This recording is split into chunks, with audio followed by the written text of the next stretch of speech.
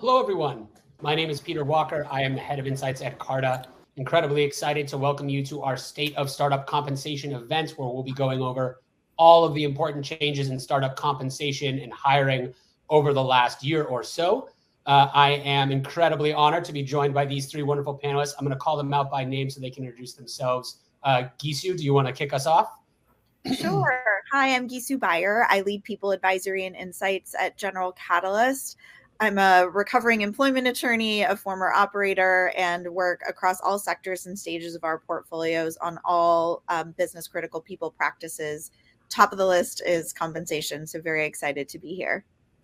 Wonderful. Congratulations on exiting your lawyer background. That's really you don't have to relapse anytime soon. Darcy, do you also want to introduce yourself? Yeah, hi, I'm Darcy Casarella. I'm on the talent team at NEA. I've been there for 9 years, and I help support our portfolio companies. We have around 450 portfolio companies across healthcare and tech, enterprise, consumer, and then seed to growth. So we get kind of every question under the sun, and I probably spend about 30% of my time talking about compensation, as that is one of the pattern recognition issues we've seen across all of our portfolio companies, big and small, in the last 9 years. Fantastic. And then I worked very closely with this gentleman. Josh, do you want to introduce yourself? Great. Hey, everyone. I'm Josh Steinfeld. I lead product strategy for Carta Total Compensation, which is Carta's compensation benchmarking and communications tool. I am a recovering compensation professional, so I've been with Carta for a couple of years now, but prior to that, spent about 20 years in compensation, both in consulting and in corporate. So spent a lot of time working with our data, working with Peter, and just helping to bring my knowledge to bear on our product and make it better for our customers. Fantastic. So today we're going to be spending a lot of time answering your questions, but before we get into them, I'd like to set some context from using data from Carta's recent State of Startup Compensation report. If you haven't had a chance to read through this report, it is available right now on our website. We'll drop the link into the chat so you all can go read that, please, following this event. And for all of you that are going to ask this question, will we send these slides out? No. But everything we're going to touch on today is included in that report. So if you want to go read it yourself, it's available to you right there. And as we go through, please throw questions into the Q&A, throw them into the chat. We also had over 100 questions pre-submitted. So we really appreciate all the engagement already. And our panelists, my panelists here, will interrupt me as I go through these slides, and we'll just kind of chat about everything that's important with startup comp. But I think we have to start with the thing that happens before you even get to compensation, which is the hiring and labor market across startups. So when you look at all of the hiring across the 43,000 or so startups that are US-based that use Carta, you can see that the black line in this chart is the number of new hires those collective companies make by month.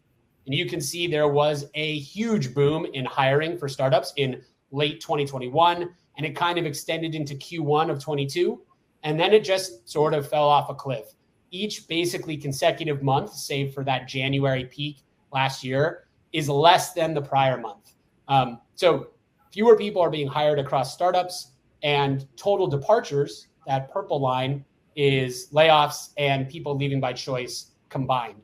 And you can see that that actually rose above where the new hires mark ended up being for all of 2023. So if I restate that, more employees left Carta startups in last year than joined them. That is the first time that we've seen such a major shift in the employment market in startups. All of the VC advice about taking burn very seriously, making sure that you're right-sizing headcount, founders really took that to heart in 2023, and they ended up hiring about half as many people as they did in 2022. So I don't know if that any of that stands out to any of you as kind of, is that what you expected this year, or is the kind of pace of change even shocking? Yeah, I think you go. No, go ahead, Darcy. No, Guissu, go.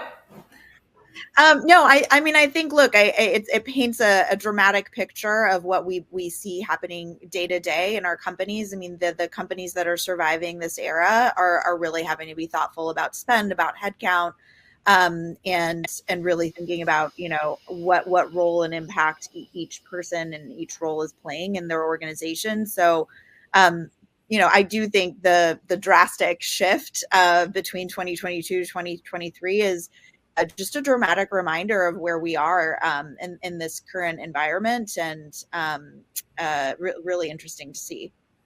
Yeah, it is incredibly challenging. I don't think that there's any surprise to anyone listening in that layoffs were a huge part of that story. But if we look at it by a cohort basis, so each one of these years just looks at, okay, of the employees that were hired in that year from startups, the green percentage is how many of them are still with the company as of February 15th of this year. So you can see that in 2021, in 2022, over a third, basically a third of employees hired in those 2 years are already gone from their companies. And it's interesting, obviously, the February 15th of this year is much further away from 2021 than it is from 2022. And yet those percentages are almost equal. So you can see that the hiring boom that hit in those 2 years has impacted even more specifically the people that were hired latest in that boom most deeply. And I know, Darcy, you wanted to maybe touch on something here.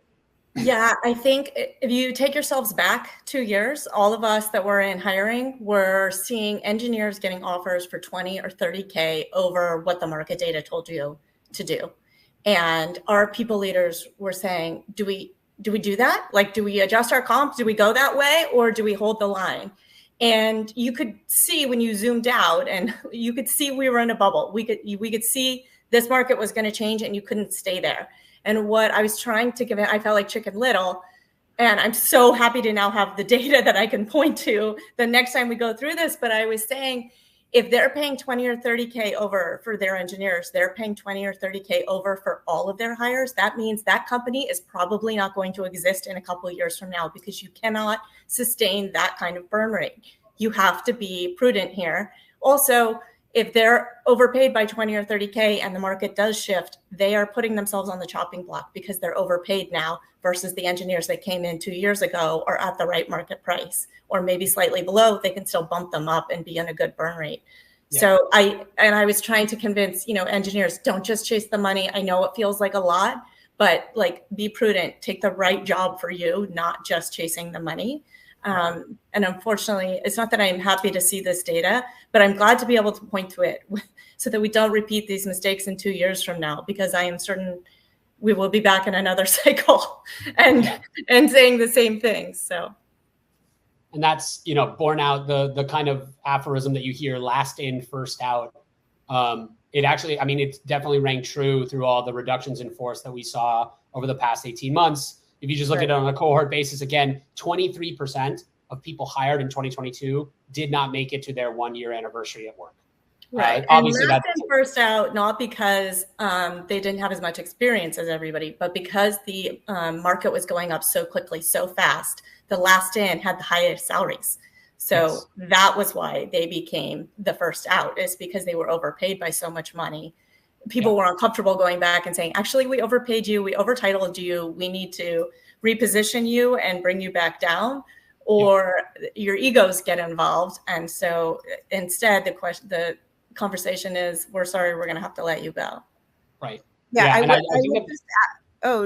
was just add that as a general rule, I wouldn't recommend it as like a methodology for how to approach RIFs and that sort of thing.